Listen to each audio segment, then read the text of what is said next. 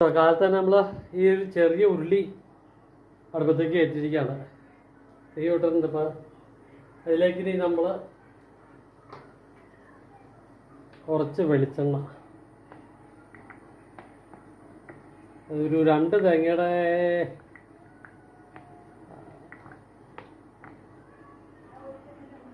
ചിരണ്ടിയുണ്ട്. ഇതുണ്ടോ, 2 തേങ്ങ ചിരണ്ടിയാണത്. ഇത് നമ്മൾ ഈ വെളിച്ചെണ്ണ പതുക്കെ ഒന്ന് ചൂടായി വന്നിട്ട് വേണം. മുകളിലൊരു ലൈറ്റ് ഉള്ളതുകൊണ്ട് അതിൻ്റെ നല്ല നിഴൽ വരുന്നുണ്ട്. ആ വെളിച്ചെണ്ണ ജസ്റ്റ് ഒന്ന് ചൂടായി വരുമ്പോൾ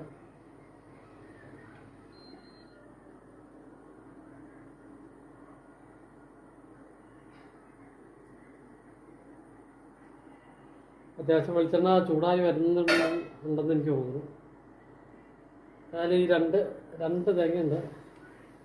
ഫുള്ളായിട്ട് ചിലവ് നമ്മൾ ശരിക്കും ഒന്ന് ഒരിച്ചിരി പണിയുള്ള പരിപാടിയാണ്. കാരണം എന്താണെന്ന് വെച്ചിട്ടുണ്ടെങ്കിൽ ഇത് ശരിക്കും ഇതേ ഒരു ടെമ്പറേച്ചറിൽ നമ്മളിപ്പോൾ അതിന് ഫുള്ള് തന്നെയാണ് ഇട്ടേക്കുന്നത്. നല്ല രീതിയിൽ, അതായത് ചുമക്കുന്നത് വരെ ഈ സാധനം നമ്മളൊന്ന് വറുത്തെടുക്കേണ്ടതാണ്. നമ്മുടെ ലക്ഷ്യം വേറെ ഒന്നുമല്ല, വേപ്പില കെട്ടി, അതായത് ചമ്മന്തിപ്പൊടിയാണ് നമ്മുടെ ലക്ഷ്യം. പക്ഷേ ഇതിൽ ചെമ്മീൻ്റെ കഴിവോ അങ്ങനെയുള്ള നോൺ വെജ് ഒന്നുമില്ല. നമ്മൾ പക്ക വെജ് ആയതുകൊണ്ട് വേറെ സംഭവങ്ങളൊന്നും ഇതിലേക്കില്ല. ഒരു പക്ക വേപ്പില കെട്ടി. അപ്പം നമ്മൾ ഇതിലേക്കുള്ള വേറെ ഇൻഗ്രീഡിയൻസ് എന്ന് പറഞ്ഞാൽ കരിവേപ്പിലുണ്ട്, അതുപോലെ തന്നെ കൊല്ലമുളകുണ്ട്. ഒരു 8, 10, 15 കൊല്ലമുളക് ചേർത്തിട്ടുണ്ട്. അതുപോലെ ഏകദേശം ഒരു 50-100 ഗ്രാമോളം ഉഴുന്നുപരിപ്പ് കൊടുത്തിട്ടുണ്ട്. അപ്പോൾ ഇത് വെച്ചിട്ടാണ് ഇനി നമ്മുടെ പണികൾ. ഏതായാലും ഈ അടുപ്പത്ത് നമ്മൾ വച്ചേക്കുന്ന ഈ ഒരു തേങ്ങ നമുക്കൊന്ന് റെഡിയായി കിട്ടണം. അപ്പോൾ അതുവരെ നമുക്ക് ജസ്റ്റ് ഒന്ന് വെയിറ്റ് ചെയ്യേണ്ടി വരും. തേങ്ങ ഒന്ന് റെഡി ആവുന്ന വരെ എടുക്കുക, അല്ലെങ്കിൽ ഇതിൻ്റെ ഇത് വരുന്നുണ്ട്.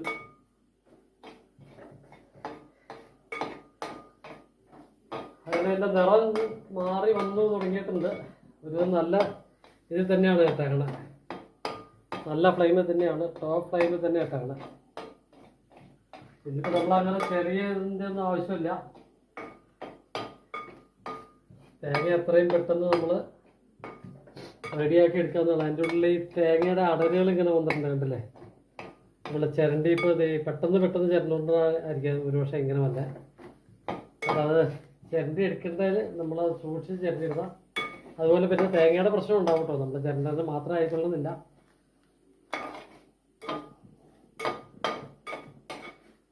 ഇത് ആയി വരുന്നത് അത് കഴിഞ്ഞിട്ട് ഇത് മാറ്റി വെക്കണം. ഇത് നമ്മൾ മാറ്റി വെച്ചിട്ട് വേണം ബാക്കിയുള്ള കാര്യങ്ങൾ. അല്ലെങ്കിൽ സാധാരണ നേരത്തെ ഇതെല്ലാം ഒരുമിച്ചിട്ടാണ് ചെയ്തിട്ടുണ്ട്. പക്ഷേ ഇപ്പോൾ നമ്മളൊന്നും പ്രാവശ്യമായിട്ട് വേറെ ആയിട്ടാണ് ചെയ്യുന്നത്. കാരണം അല്ലെങ്കിൽ എല്ലാം കൃത്യമായിട്ട് വെന്ത് കിട്ടില്ല. പണ്ടെന്ന് വെച്ചാൽ നമ്മൾ നല്ല വിറകടുപ്പിൽ നല്ല തീൻ്റെ ചൂടിലൊക്കെയാണ് ചെയ്തിട്ടുള്ളത്. ഇതിപ്പോൾ ഇത്രയും തേങ്ങയുണ്ടെന്ന് മാത്രമല്ല, അതുപോലെ ചെറിയ പാത്രം ആയതുകൊണ്ട് തന്നെ ഇത് നമ്മളിട്ട് ഇളക്കുമ്പോൾ ഒരുപാട് പുറത്ത് പോകുന്നുണ്ട്. അങ്ങനെയുള്ള പ്രശ്നങ്ങൾ. ഏതായാലും ഇതിൻ്റെ ആ നിറങ്ങളൊക്കെ ഒന്ന് മാറി വന്നിരിക്കുകയാണ്. ഞാനിപ്പോൾ ചെറുതായിട്ട് നമ്മൾ ഇതിലേക്ക് സ്വല്പം മല്ലിയുടെ ആവശ്യമുണ്ട്. അപ്പം മല്ലി ഇപ്പോൾ തൽക്കാലം മല്ലിപ്പൊടിയാണ്, നമ്മൾ ലോക്കൽ കടകളിൽ നിന്ന് മേടിക്കാൻ കിട്ടുന്ന മല്ലിപ്പൊടിയാണ്. ഇതിവിടെ വച്ചേക്കാം. ഇതിപ്പോൾ ആവശ്യം വരുമ്പോൾ നമുക്ക് എടുത്ത് പ്രയോഗിക്കാം. സാധാരണ നമ്മൾ മല്ലിയാണ്, ഇപ്പം മല്ലി മേടിക്കുന്ന പതിവില്ലാത്തതുകൊണ്ട് അത് മല്ലിപ്പൊടിയാണ്.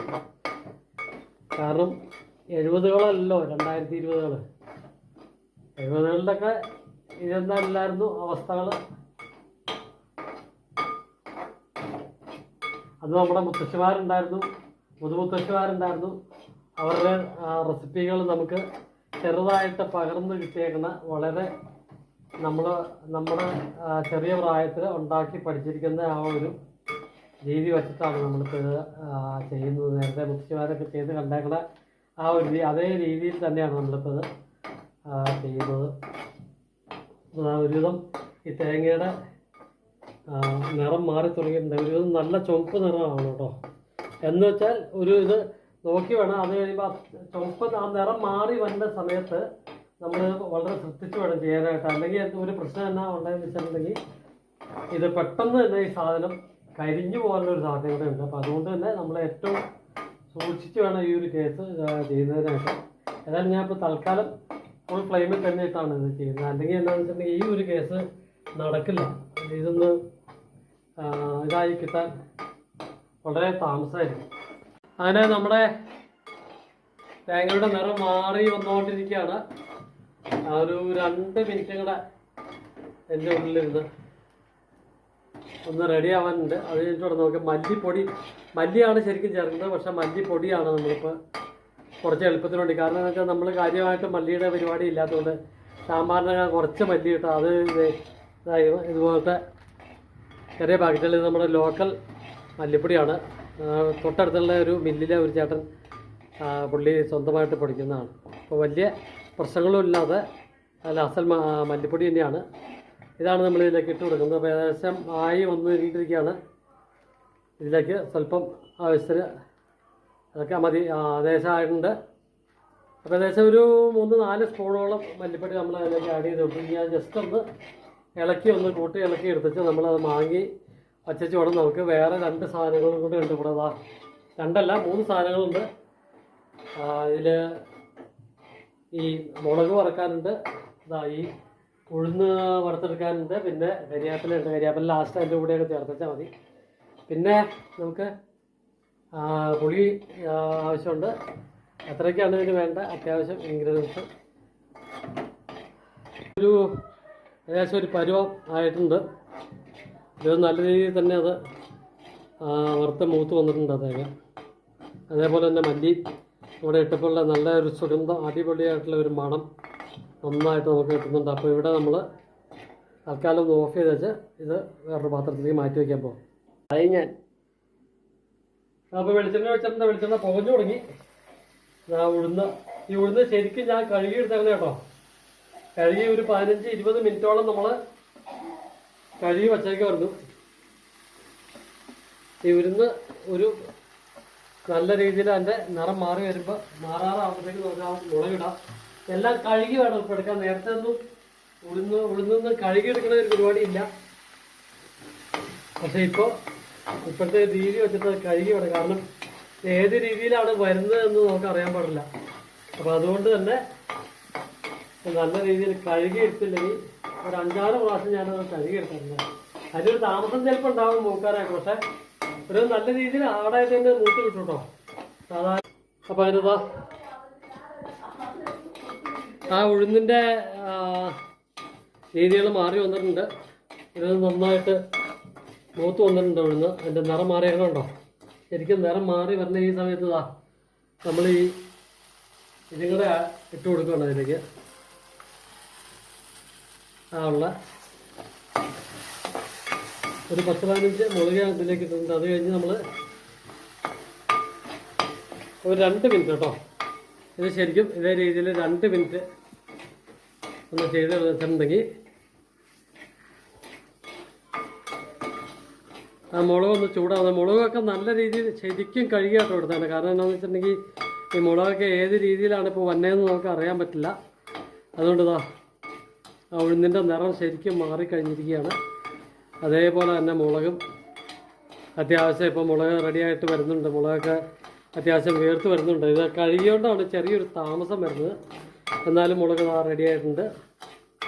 അപ്പോൾ അതിലേക്ക് നമ്മൾ ഇതിൻ്റെ മെയിൻ കണ്ടൻറ്റ് എന്ന് പറഞ്ഞാൽ വേപ്പില കട്ട് ചെയ്യുന്നതാണ് പറഞ്ഞത്. ഇതങ്ങോട്ട് ഇടുകയാണ് നമ്മൾ. ഇപ്പോൾ ജസ്റ്റ് ഒന്നോടെ നമ്മൾ ചെറുതീയിലാണ് ഇപ്പോൾ നമ്മൾ സിമ്മിലാണ് വെച്ചേക്കണേ. അപ്പോൾ ഏതാണ്ട് അടിപൊളി റെഡിയായിട്ട് വരുന്നുണ്ട്. ഇപ്പോൾ നോക്കാം. ഇത് ഈ ഒരു ഉഴുന്നെന്ന് പറഞ്ഞാൽ നല്ല ഹാർഡാണ്, നല്ല ചൂടുമാണ്, നല്ല ഹാർഡായിട്ടുണ്ട്.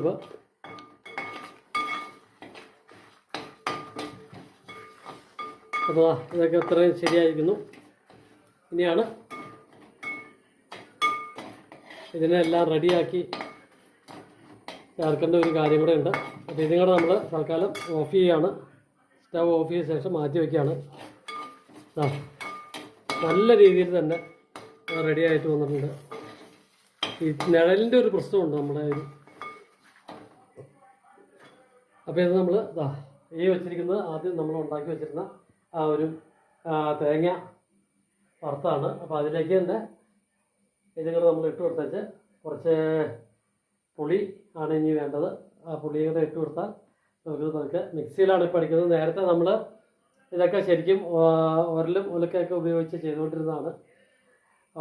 തൽക്കാലം ഇവിടെ ഉരലുണ്ട്, പക്ഷേ ഉലക്കയില്ല, അത് ഉപയോഗിക്കാറില്ല. അതുകൊണ്ടാണ് പ്രശ്നം. നമ്മളൊക്കെ ഇത് മിക്സിയിൽ അടിച്ചെടുക്കാൻ കേട്ടോ. മിക്സിയിൽ അടിക്കുന്നതിന് മുമ്പ് ഇത് കണ്ടല്ലേ, ചെറിയൊരു കഷ്ണം ശർക്കരയാണ്. ഇതിങ്ങനെ ഇതിലേക്ക് നമ്മൾ ചെറുതായിട്ട് പൊടിച്ച് അരിഞ്ഞിട്ട് കൊടുക്കും.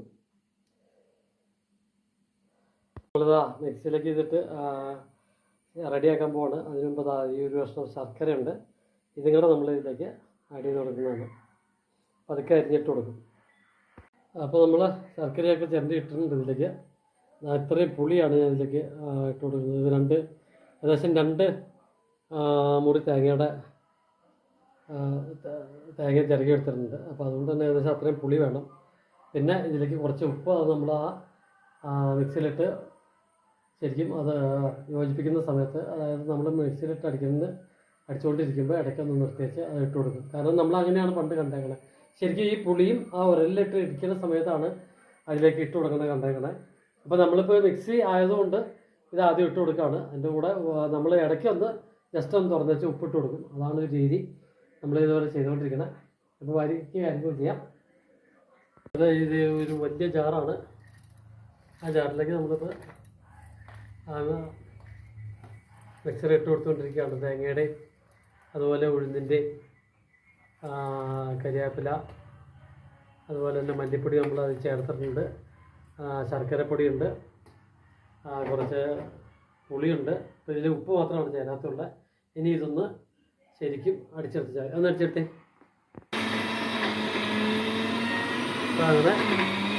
അങ്ങനെ നമ്മുടെ ചമ്മന്തിപ്പൊടി വേപ്പിലക്കട്ടി റെഡി ആയിക്കൊണ്ടിരിക്കുകയാണ്. നിർത്തിയിട്ട് ഉപ്പിട്ട് വീണ്ടും അടിക്കുകയാണ്. അപ്പോൾ ഇങ്ങനെ റെഡിയാക്കി എടുത്തിട്ടുണ്ടെങ്കിൽ നമ്മുടെ വേപ്പിലക്കട്ടി റെഡി ആയിരിക്കും. നമ്മുടെ ചമ്മന്തിപ്പൊടി അങ്ങനെ റെഡി ആയിരിക്കുകയാണ്. കുറച്ചുകൂടി റെഡിയാവാനുണ്ട്. അതായത് ആദ്യം എടുത്തത് അടിപൊളിയാണ്, സൂപ്പർ ടേസ്റ്റാണോ. എല്ലാം കറക്റ്റ് ഇൻഗ്രീഡിയൻസ് ആണ്, എല്ലാം കൃത്യമായിട്ട് ചേർത്തിട്ടുണ്ട്. അതുകൊണ്ട് തന്നെ സൂപ്പർ ടേസ്റ്റാണ് അതിന് ചമ്മന്തിപ്പൊടി. ഇത് മിക്കവാറും 2 ദിവസം കൊണ്ട് തീരും കേട്ടോ. അത്രയ്ക്ക് ടേസ്റ്റാണ്, സൂപ്പർ ടേസ്റ്റാണ്. അപ്പോൾ ഇതാണ് നമ്മുടെ ഈ വീഡിയോ. അപ്പോൾ തൽക്കാലം ഇവിടെ ഈ ചമ്മന്തിപ്പൊടിയുടെ വേപ്പിലക്കട്ടിയുടെ കാഴ്ചകളോട് ഈ വീഡിയോ അവസാനിക്കുകയാണ്. അപ്പോൾ വേറൊരു വീഡിയോ ആയിട്ട് അടുത്ത എപ്പിസോഡിൽ കാണാം. Good bye.